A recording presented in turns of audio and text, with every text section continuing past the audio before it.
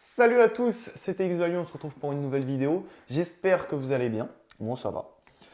Aujourd'hui, du coup, vidéo pour savoir si on doit folder ou non. Il y a toujours un moment où on se demande est-ce que je dois call, est-ce que je dois fold. Et du coup, cette vidéo, elle va parler de ça. Donc, je vais essayer de vous éclairer sur ce sujet et surtout sur la river. Vous savez, quand vous prenez 3 barrels, donc le mec ou la meuf, parce que je sais pas pourquoi à chaque fois je parle masculin. Bon, bref. Miss Flop, Miss Turn, Miss River. Et du coup, là, on appelle ça une range polarisée. Donc, c'est soit il a des gros bluffs, soit il a une grosse main. Donc, on va traiter ce sujet-là.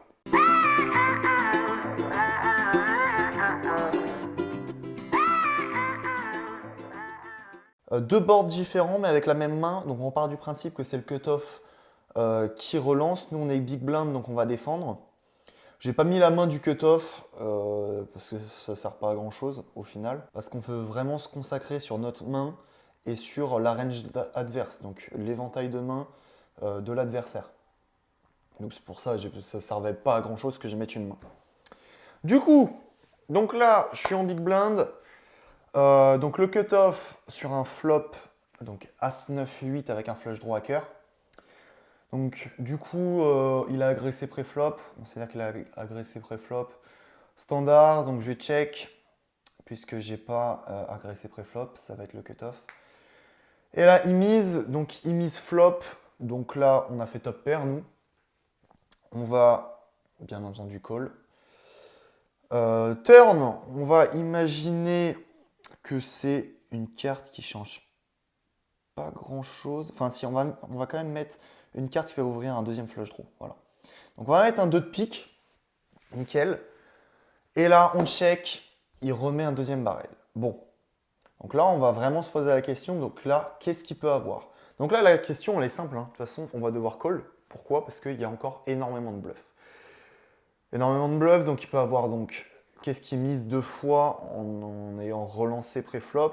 Bah, tout simplement des flushs droit à cœur, des flushs droit à pique, 10 valet, valet dame, 7 et 6, 7 et 10, flush droit pique aussi, donc roi dame de pique, qui aurait peut-être, ouais, il aurait misé aussi au flop.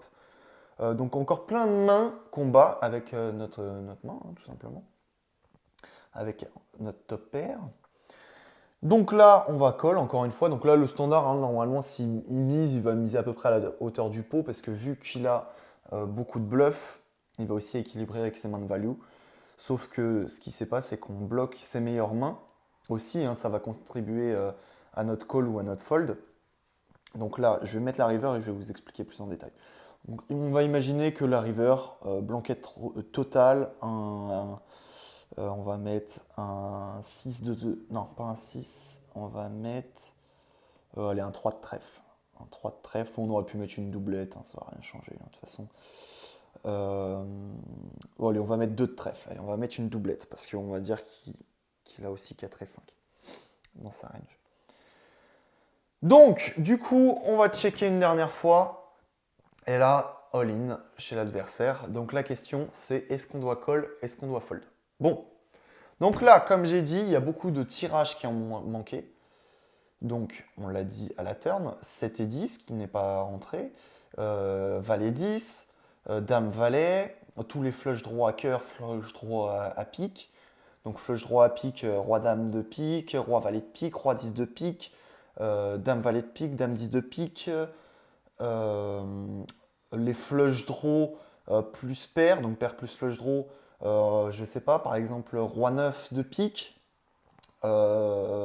qui aurait aussi relancé pré-flop, 10 et 9 de pique, après donc il y a toutes les mains à cœur qu'on a aussi dites, et tous les tirages quintes, donc 10 et 7 de cœur, aussi 10 et 7 à pique, hein, bien sûr. Toutes ces mains-là, donc il y a énormément de bluffs, comme on peut voir, ou de mains combat, puisque, comme on a dit, on a aussi des paires flush draw qui auraient tourné en bluff. Donc, pour toutes ces raisons-là, avec As-4 de carreau, personnellement, je l'aurais call, puisqu'il y a eu énormément de bluffs dans ce spot. Donc, en fait, si je dois résumer par rapport à ce board-là, on va vraiment prendre en compte bien le nombre de bluffs et le nombre de mains qu'on bat par rapport au nombre de mains qu'on ne bat pas. Donc là, comme j'ai dit, donc les mains en value, ça serait donc 2 As. 2 As qu'on bloque puisqu'on a l'As de trèfle. Donc c'est l'une des seules mains qui peuvent nous battre, mais comme je vous dis, ça fait un combo. Brelan de 9, brelan de 8. Donc pareil, ça fait peu de combinaisons. 9 et 8, combat. Combat. Oui, combat. Oui. Donc, j'ai bugué là. Parce que j'ai oublié qu'il y avait la doublette du 2. Donc combat, donc là, il ne l'aurait pas fait 3 barrels en ligne, puisque évidemment, il value cut contre un As. Donc en fait, il n'y a pas beaucoup de combinaisons qui nous battent au final. Il y a As-Roi qu'on bloque, As-Dame, As-Valet, As-10, As-9, As-8 évidemment. Ensuite, il y a Brelan. Donc là, du coup, Brelan qui fait full, parce qu'encore une fois, j'ai pas pris en compte la doublette. Donc full au 9 par les deux, full au 8 par les deux. Et full aux As, donc une combinaison de full aux As. Bon, a priori, il n'a pas trop carré de 2, puisque carré de 2, il ne les aurait pas misé flop. Oui, il ne l'aurait pas misé flop. Donc pour toutes ces raisons-là, vu qu'il y a plus de bluffs et plus de mains combat par rapport aux mains qui nous battent, c'est pour ça que j'aurais call dans ce spot-là. Maintenant, je vais vous montrer un autre spot où là, avec la même main, par rapport au board, je vais la folder. Donc là, pareil, du coup, j'ai pris un flop, donc As, Valet, Dame, Rainbow. Donc, a priori, il n'y a pas trop de tirage couleur. Donc pareil, on a As de trèfle, 4 de carreau. Cut-off relance. Le flop tombe, As, Dame, Valet. Bon, on va checker, comme d'habitude. Et là, cut-off mise. Donc a priori, il a un réel avantage de range. Il a le droit d'avoir 2 paires. Il a le droit d'avoir Roi 10. Il a le droit d'avoir As-Dame, As-Valet. Même si on les bloque un petit peu, il a le droit de les avoir. Donc il a le droit aussi d'avoir As-Roi. Donc paire plus gutshot. Donc toutes ces mains-là qui nous battent. Donc déjà, ok, on peut à la rigueur miser call pardon, au flop. Turn, blanquette de veau, blanquette totale. Un 2 de cœur. Bon, rien n'est rentré. On va check, il va encore miser. Donc là, je sais pas, on va dire qu'il va miser. Il y a moins de tirage, on va dire qu'il va miser à peu près 2 tiers pot. Je pense que ça sera à peu près le standard. Et là, on ne le croit pas. Donc je pense personnellement sur 2 barrels de temps en temps. Après, évidemment, là on parle en théorie. Mais il y a aussi le profil du joueur. Si vraiment c'est un profil aggro, le mec il relance énormément de mains, peut-être que j'aurais call. Sur un profil assez tight, j'aurais fold directement la turn. Mais on peut call turn. D'accord? Si vraiment on ne croit pas le joueur, on estime qu'il a une range très large, on peut call turn. Ok? Et river, on va mettre pareil, une blanquette de veau, une carte qui change rien, 7 de pique, voilà. On check, dernière fois, et là, all-in. Donc là, personnellement, c'est pas un cas où je call, même si j'ai top pair. Puisque, comme je vous ai dit, il y a un avantage de range qui est énorme chez lui. Il a 0 bluff. Les seuls bluffs qu'il y aurait, ça serait quoi? Ça serait 9 et 10. 9 et 10, ok, ça serait une partie du temps, une main qu'on bat, mais est-ce qu'il aurait misé? Probablement jamais. Ou alors un très faible pourcentage du temps. Roi-Dame, il l'aurait jamais misé. Quoique, il y a des joueurs qui le misent. Il y a des joueurs qui le misent flop, mais encore une fois, c'est une très faible partie du temps. Donc en fait, dans ce spot, il a 0 bluff. Donc comme il a 0 de bluff, donc là après, encore une fois, dans les 2 exemples que je vous ai donnés, on prend l'extrême, hein, évidemment, des fois il y a un peu de bluff, un petit peu de value. Là, dans ce spot, il a presque 0 bluff. On bloque, certes, on bloque les mains les plus fortes chez lui, on bloque 2 As, on bloque As-Roi, As-Dame, As-Valet, As-10 qui nous battent, mais il a encore des combinaisons qui nous battent à part ça. Et en plus, c'est pas parce qu'on les bloque qu'il n'a pas le droit de les avoir. Il y a plein de cas où il va avoir As-Valet, on va perdre. Donc vous voyez, ça sert à pas à grand chose.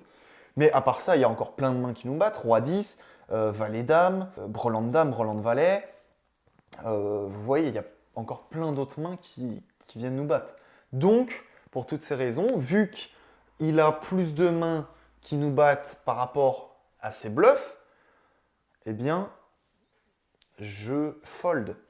A priori, donc là, sur 3 barreilles, il n'a pas dame 7, hein, il n'a pas dame 2, donc ça, on peut les enlever. As 2, très faible, mais il a droit aussi d'avoir As 2. Et voilà, donc en gros, il a beaucoup plus de mains qui nous battent par rapport à des mains que je bats. Donc, pour toutes ces raisons, je vais folder. Donc voilà, je vous ai donné 2 exemples. Donc un cas où on peut call et un cas où on va évidemment folder. Donc c'est des spots théoriques, hein, avec des avantages de range et tout ça. Mais il y a aussi évidemment le profil de l'adversaire, comme je vous ai dit juste avant. Si on voit que le mec est très aggro, on va aussi prendre ça en compte dans notre décision. Si le mec est très tight, par exemple dans le dernier cas, avec As-4 sur un flop As-Dame-Valet, le mec il est très tight, donc là on peut folder à la rigueur turn. Flop on va quand même payer une fois, hein, mais turn on peut aussi folder turn par rapport au profil de l'adversaire. A l'inverse pareil, si on estime que le mec est très tight sur le premier spot, c'est-à-dire que le mec il va faire 3 barrels all-in que en value, je sais que sur les petites limites, bah, les mecs ils vont pas trop bluffer, donc par exemple je vous remonte là sur le board que je vous ai dit, avec As-4, donc voilà, avec As-4 sur un flop comme ça, le mec, eh bien, il met 3 barrels all-in, mais vous estimez que c'est un joueur très tight, eh bien, là, va falloir folder. Encore une fois, hein, on profile l'adversaire, on lui met une petite étiquette. Si le mec, il est très tight, eh bien, on va fold. Si le mec, il est quand même soit GTO, soit très classique, ou très aggro, eh bien là on va call. En fait, vous allez aussi cibler par rapport au profil de son adversaire. Donc après, à vous de voir, est-ce que vous estimez que c'est un adversaire qui est très tight, très aggro? Mais voilà, en théorie, en tout cas là je vous ai parlé en théorie, de ce qu'il fallait faire. Voilà. J'espère que cette vidéo, du coup, vous a éclairé. Si c'est le cas, eh ben, n'hésitez pas à mettre un petit pouce bleu, à mettre un petit commentaire si ça vous chante, et surtout à vous abonner à la chaîne. Voilà, j'arrive avec des nouveaux concepts là prochainement. Un petit concept de spew or not spew, est-ce qu'on a bien joué le coup, est-ce qu'on a mal joué le coup. Voilà, il y a aussi d'autres choses qui vont arriver, avec notamment un petit site de coaching en préparation. Donc voilà, ça arrive très vite les amis. En attendant, abonnez-vous, mettez un petit like, commentez si ça vous chante. Et puis voilà, je vous dis à très vite pour une nouvelle vidéo poker.